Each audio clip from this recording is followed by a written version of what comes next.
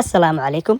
Ogeysiis sanadka cusub 2023 waxaa hawada soo geli doona telefishinka weyn ee la magac baxay Solis Media International qaybtiisa TV-ga Solis TV haddana ku sii shaqaysa magaca Eco TV nagu xidhnaada dhammaantiinna waxaan isku casuubi doonaa habladda daafurka waad mahadsantiin.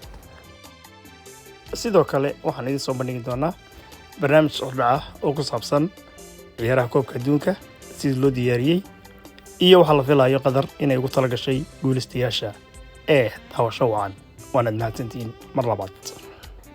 haddaba intaanan barnaamijka u gudagelin ila daawada sidii ay ugu diyaargarowday qadar waxaynan ku gabagabayn doonaa sida ay dhammaadka damacsan tahay.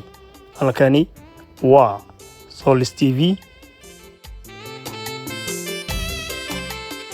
sidaan idin sheegay haddaba waxaad ka sii daawanaysaan janaalkeenna streaming Eco amaba Eco TV 24.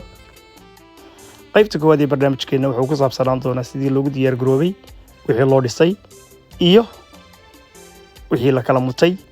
qaybta labaadna waxaynu kusoo qaadan doonaa saadaasha cidda ku guulaysan doonta koobka. qaybta saddexaadna waxay noqon doontaa dabaaldegii la yaabka lahaa ee qadar diyaarisay ee daawasho wacan.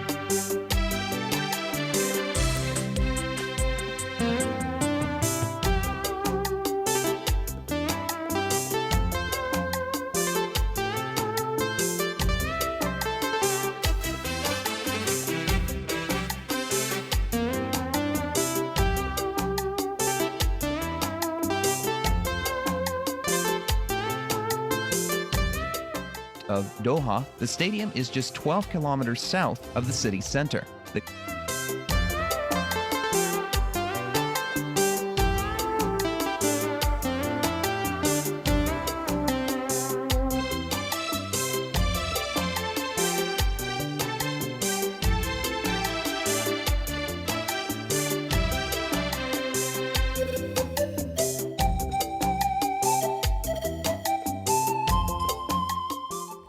waa mar kale iyo Solis TV.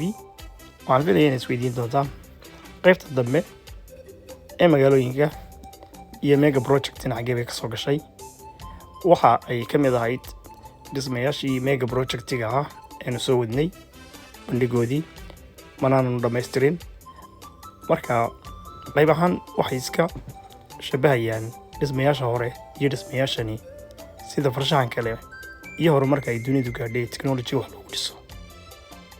mar labaad waa Solis TV in association with Eco TV ee daawasho wacan.